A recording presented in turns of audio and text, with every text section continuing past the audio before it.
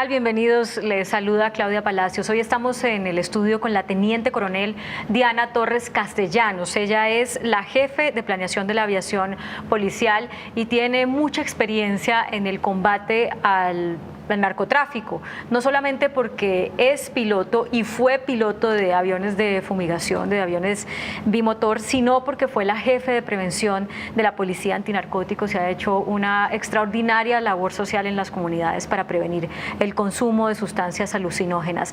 Hemos querido invitarla a propósito de que en días recientes, según las Naciones Unidas y según diferentes organismos, Colombia está de nuevo con unos niveles de siembra de cultivos de uso ilícito que el país pensó que no iba a volver a ver. ¿Por qué sucede esto? Es la primera pregunta para la Teniente Coronel Diana Torres Castellanos. Bienvenida, Coronel. Claudia, muchas gracias por la invitación y un saludo muy especial a todos nuestros televidentes. Efectivamente, he trabajado varios años en la Dirección de Antinarcóticos de la Policía Nacional, una unidad que tiene a su cargo todo el tema de lucha contra el narcotráfico. Los últimos estudios han mostrado que se han incrementado los cultivos ilícitos. Sin embargo, consideramos nosotros que el trabajo que ha hecho la Policía Nacional en la lucha contra el narcotráfico ha sido importante. Se ha desarrollado todo el tema operativo para la erradicación de los cultivos, para reducir la oferta de las drogas y para reducir la demanda. Sin embargo, es un fenómeno complejo que necesita una mirada articulada del país, necesita una política integral de lucha contra el narcotráfico y la participación de todas las entidades que de una u otra manera tienen responsabilidad frente al tema. Pero mire, por todos estos 30, 40 años se ha trabajado precisamente con ese objetivo, reducir la oferta, reducir la demanda. Y hoy estamos ante una oferta no solamente mayor de las drogas tradicionales, sino más diversa con las drogas sintéticas, sino ante una demanda también mayor, que antes, hace un par de décadas, no era tan importante esa demanda dentro de Colombia, pero que ahora sí es muy importante y que está llegando a los niños de los colegios en Bogotá y en las principales capitales del mundo. O sea, si uno lo mira desde ese punto de vista, pues el fracaso es evidente, pero usted dice, hemos hecho un buen trabajo. Explíquenos eso que es complejo de entender. Bueno, realmente en materia de reducción de la demanda de drogas, por ejemplo, que es uno de los temas que nos inquieta mucho y que de una u otra manera se ha dicho que se ha incrementado la demanda de drogas por la gran diversidad que existe en el país. Puedo decir que en este momento Colombia cuenta con una política nacional de reducción de la demanda y se ha venido haciendo un ejercicio de construir el plan integral de prevención al consumo de las drogas y la violencia. Desde la Policía Nacional específicamente, que es la entidad que yo represento, se viene haciendo un trabajo en el desarrollo de un programa escolarizado de prevención de drogas dirigido a los niños, niñas y adolescentes de los 5 a los 18 años, que incluye no solamente a los niños, sino también a los padres de familia y a los entornos educativos.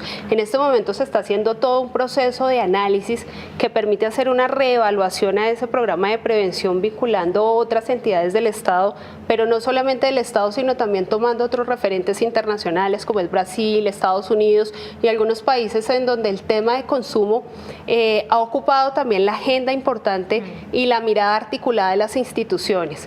De esa manera se ha logrado generar una construcción, un diagnóstico y la construcción de un programa que está basado en evidencia, que es la tendencia del mundo en cuanto a programas de prevención se refiere.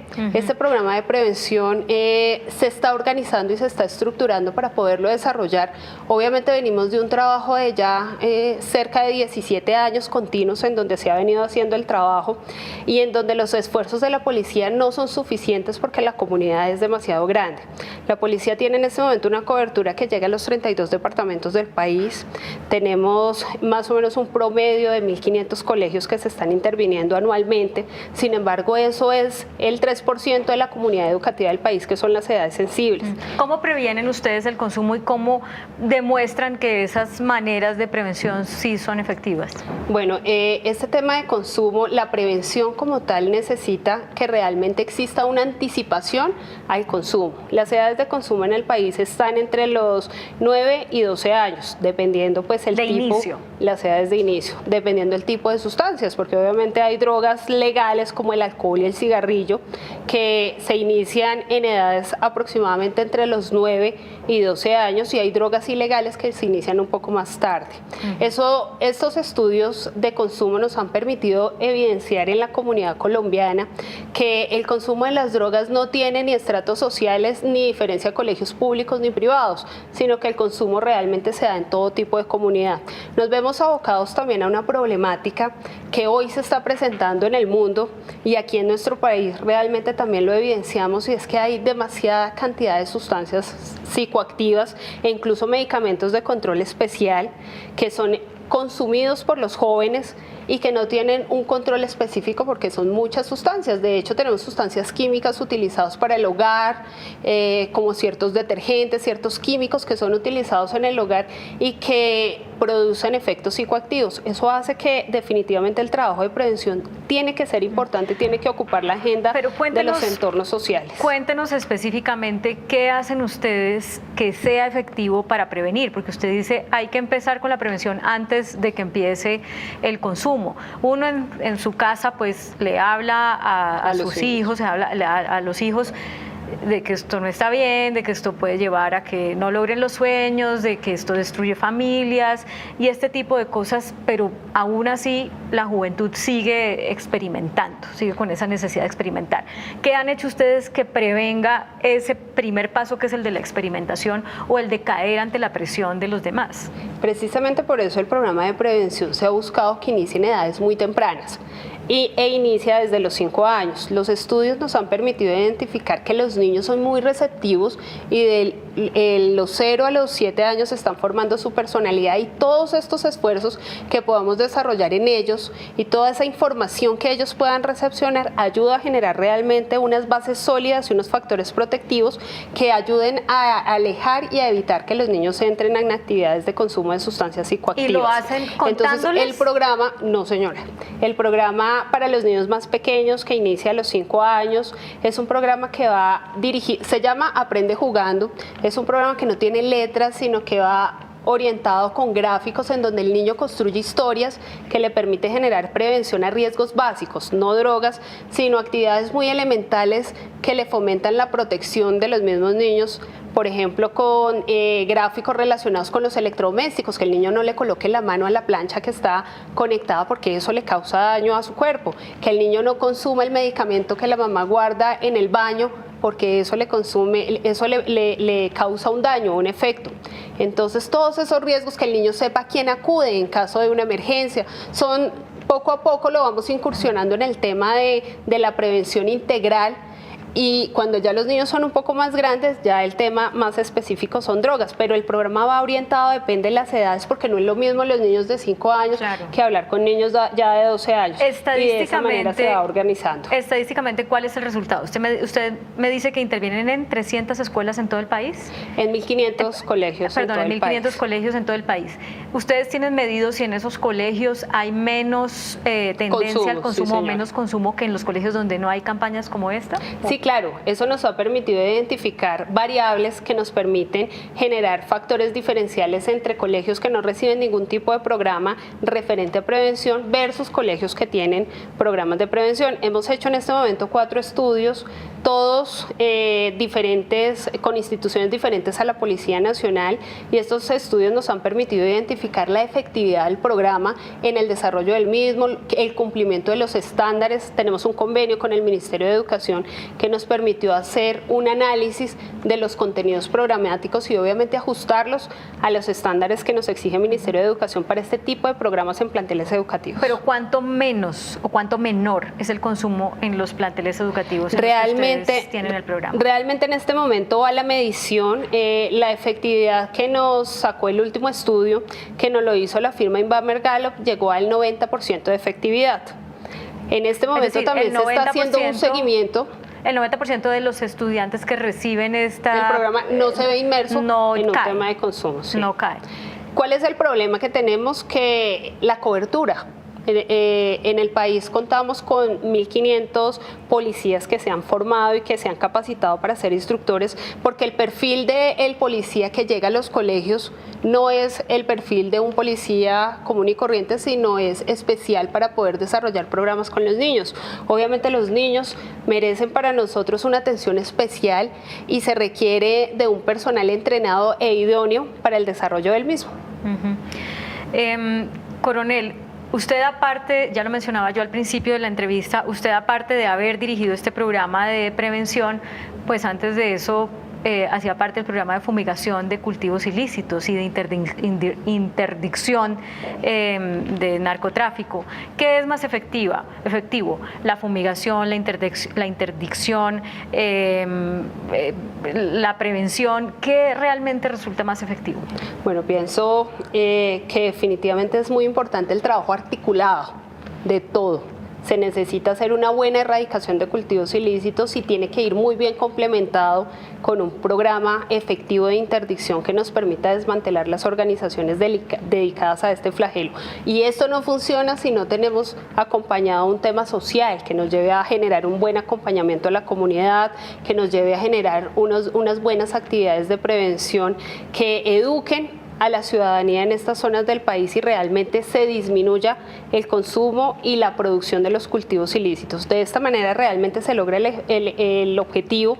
No puede ser un solo esfuerzo, sino tiene que ser realmente articulado. No es una sola institución, sino tiene que ser una política de Estado que permita que la institucionalidad llegue a los territorios. Expliquémosle a la audiencia qué es interdicción. La interdicción son las operaciones que desarrolla la fuerza pública para desmantelar las organizaciones dedicadas al narcotráfico, es decir, el desmantelamiento de los laboratorios, las pistas clandestinas que son utilizadas para la misma producción, la incautación de las sustancias. La Policía Nacional también desarrolla el control en los puertos y aeropuertos para evitar el tráfico y comercialización de las sustancias psicoactivas y específicamente de estas drogas ilegales. Cuando en un aeropuerto detienen a una de estas personas que son llamadas mulas, eso es interdicción también. Sí, señor, hace parte, y ese es el control portuario y aeroportuario que desarrolla la Policía Nacional a través de la Dirección de Antinarcóticos. Le entiendo que usted dice entonces que lo importante es el trabajo articulado. Ahora que ya no hay fumigación de cultivos ilícitos por una decisión del gobierno nacional, ¿usted qué tan optimista es respecto a que el trabajo en las otras áreas, en la interdicción, en la prevención, dé buenos resultados? Se está haciendo un trabajo muy juicioso. Después de hacer un análisis y buscar replantear la estrategia de lucha contra el narcotráfico, que precisamente invita a focalizar un poco y a saber específicamente dónde es que se está generando el fenómeno, dónde está creciendo, dónde tiene auge, y de esa manera poder unir los esfuerzos y poder llegar allá con la institucionalidad del Estado, no solamente la Policía Nacional, sino realmente con la presencia de las otras instituciones que de una u otra manera tienen responsabilidad frente a este tema. ¿Pero usted cree que sí va a ser posible fumigar 50.000 hectáreas Estoy segura. Manuales en tierra? Manualmente en tierra, perdón. Es un trabajo bastante difícil, pero el compromiso de la Policía Nacional es total. La policía ha volcado sus esfuerzos en realmente poder entregarle al país los mejores resultados en este tema. Usted conoce muy bien a las familias cultivadoras, que son como el eslabón más débil de la cadena. Siempre que hablo de tema de narcotráfico, recuerdo una de mis primeras coberturas como periodista hace casi 20 años, en que me llevaron con policía antinarcóticos a una fumigación y prendieron fuego a una casita de los campesinos que estaban como cuidando ese cultivo, y uno de los periodistas senior que iba decía, pues claro, así tiene que ser, y otra también senior decía, pobre familia, y esa digamos dificultad de tomar partido pues persiste, ¿no? Porque el corazón prima en muchas ocasiones. Usted como mujer que ha fumigado cultivos, que conoce la situación de esas familias, ¿qué piensa de eso? Bueno, eso es totalmente cierto. si hay una comunidad realmente sensible en este problema es la comunidad de las regiones, además que se ve envuelta en muchas problemáticas. Las zonas de cultivos ilícitos son zonas en donde también ha prosperado la violencia, en donde históricamente ha habido presencia de grupos armados ilegales y en donde esa comunidad ha visto el narcotráfico como un negocio que le genera rentabilidad y que hace parte de su manera de sobrevivir. Entonces, precisamente por eso, para la Policía Nacional y para el Estado es tan importante hacer presencia con un componente social, con la sustitución de cultivos, con un tema de emprendimiento que le permita realmente a estas comunidades poder comercializar incluso los productos que se están desarrollando a través de los cultivos alternativos, de los cultivos alternativos para que realmente tenga éxito. De lo contrario, no hay éxito. Entonces, las comunidades no se pueden dejar solas. Las comunidades necesitan un acompañamiento y un acompañamiento permanente, no inicial. No basta con solamente ir al principio y de pronto entregar los recursos para que inicie el proyecto, sino el proyecto tiene que ir acompañado realmente por las instituciones y tienen que sentir que realmente existe la presencia del Estado. De lo contrario es muy difícil. Hace unos días decía la canciller María Ángela Holguín que seguramente en el marco de la negociación del proceso de paz, cuando se habló hace ya más de 2 años, creo yo, de darles un incentivo económico a las familias que destruyeran voluntariamente los cultivos, pues esto motivó a muchas familias a sembrar y sembrar y sembrar para tener esa moneda de cambio. Decía ella o daba a entender que eso fue un error. ¿Usted está de acuerdo con eso? Sí, pienso que incluso hace unos años que hubo un plan que era el P400 en donde se pagaba 400.000 pesos por hectárea que era erradicada, pasó justamente ese fenómeno. Entonces sí considero que los proyectos, los incentivos no se deben entregar así nomás, sino debe ser un proceso realmente metodológico en donde se acompañe al campesino, se genere con ellos un estudio de qué es realmente lo que se puede cultivar en la tierra, en el terreno, garantizarle el mercado y la comercialización a esos productos para que realmente sea exitoso, pero no se puede dejar solo, ni se puede entregar el incentivo así nomás, sino realmente tiene que tener un acompañamiento un poco más integral. ¿Usted ve que eso se esté haciendo en este momento con el programa de erradicación voluntaria? Eso es precisamente lo que se ha buscado desarrollar con la estrategia y eso hace parte del ejercicio porque se buscó también el histórico de qué ha pasado con los proyectos anteriores. Definitivamente es importante conocer la historia para que cuando desarrollemos no vuelvan a pasar y no vuelvan a ocurrir los errores del pasado, ¿no? O sea, aparte de no dar incentivos, que es lo que acabamos de comentar, ¿qué más diría usted no hay que repetir? No es que no haya que repetir, sino hay que mejorar. Lo que se ha hecho hay que mejorar. Por ejemplo. Y definitivamente hay que hacer los seguimientos, porque cuando abandonamos el proceso, realmente no podemos ver que los resultados se estén dando como debería ser. Ahora, estas familias, si no llega el Estado a hacer presencia, sino que llegan otros grupos armados a ocupar, a hacerse cargo de ese negocio, seguramente no van a tener alternativa distinta a seguir cultivando estos cultivos de uso ilícito. Usted, al menos desde la institución a la que usted pertenece, ve que esa capacidad del Estado se esté moviendo antes de que esos grupos criminales puedan digamos, condenar a estas familias a seguir cultivando coca. Bueno, en este momento hay unas mesas de trabajo en donde se involucran precisamente todas las instituciones para unir los esfuerzos y para tener unos planes de trabajo realmente estructurados y organizados con objetivos e indicadores que permitan medir resultados, porque si no se hace así y si el compromiso de todas las instituciones no es el mismo, no se va a generar resultado. Este es un trabajo que no puede quedar solamente en la Policía Nacional, sino que es un trabajo que realmente necesita la institucionalidad y la presencia del Estado en territorio. Esa es la necesidad y eso ha sido pues el objetivo de la estrategia de lucha contra el narcotráfico. Pero ve que el Estado lo esté haciendo al ritmo que se requiere. En este momento se está proyectando así. ¿Pero cree que van a estar listos para llegar antes de los grupos al margen, nuevos grupos al margen de la ley? Yo esperaría que sí, porque hay las capacidades No es un trabajo fácil porque las regiones tienen unas condiciones geográficas de acceso difícil, el tema de los recursos también es muy importante.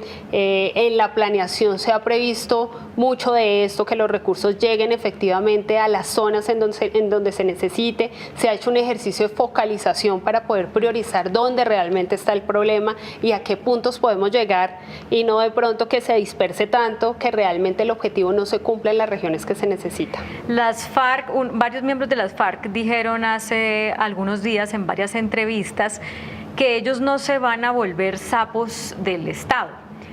Cuando se les preguntaba acerca del compromiso adquirido en la negociación de los acuerdos de entregar la información que le permita al Estado ser más efectivo en la lucha contra las drogas.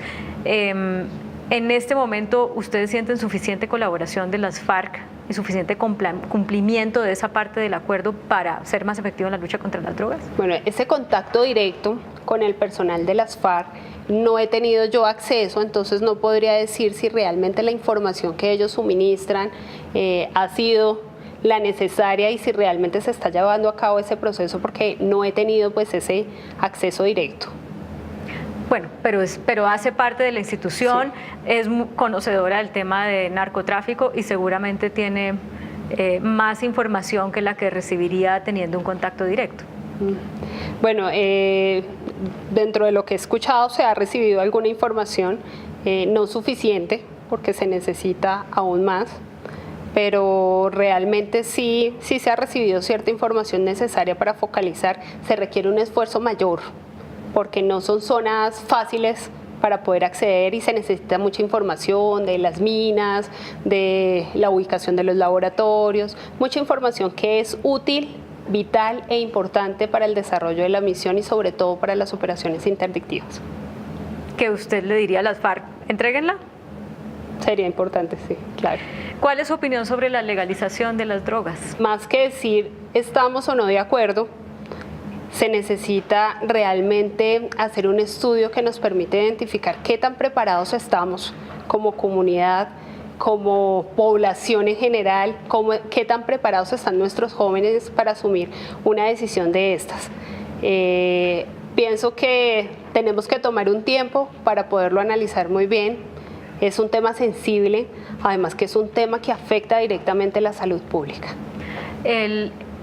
Quienes consideran que llega el momento de legalizar, o incluso el mismo presidente Santos que ha dicho a Colombia le funciona legalizar si el mundo entero lo hace, tienen dos argumentos. Uno, que hasta ahora la prohibición pues no ha llevado ni a menor consumo, ni a menor demanda, ni a menor oferta, lo que hablábamos al principio. Y dos, que la prohibición es la que hace que sea un negocio que deja lucro.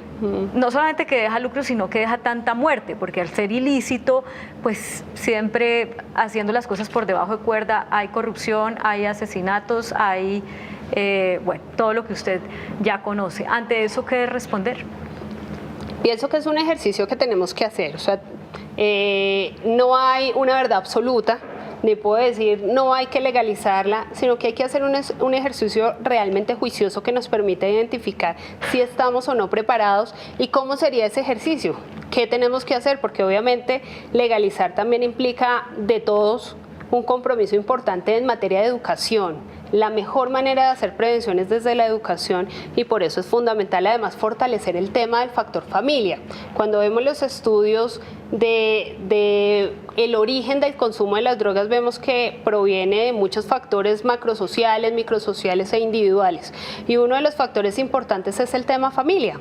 Estamos de cara a una sociedad en donde los problemas familiares son enormes, familias disfuncionales, en donde muchas veces los padres piensan que la responsabilidad de los niños no va más allá de dejarlo en el colegio y en el colegio se deben encargar de la educación, pero ningún programa de prevención nos funciona si no hay realmente un compromiso de la familia, de los entornos educativos y de las autoridades del Estado. Si fortalecemos esto y tenemos realmente unos niños conscientes de los riesgos que generan este tipo de sustancias que circulan alrededor, lo podemos hacer. De lo contrario es muy difícil. Teniente Coronel Diana Torres Castellanos, jefe de planeación de la aviación policial. Ha sido muy interesante escucharla. Muchas gracias por sus reflexiones y por compartir sus conocimientos con nosotros y la audiencia. Muchas gracias, Claudia, y muchas gracias a todos los televidentes. Bueno, a ustedes también. Muchas gracias por escucharnos. Sigan con nosotros.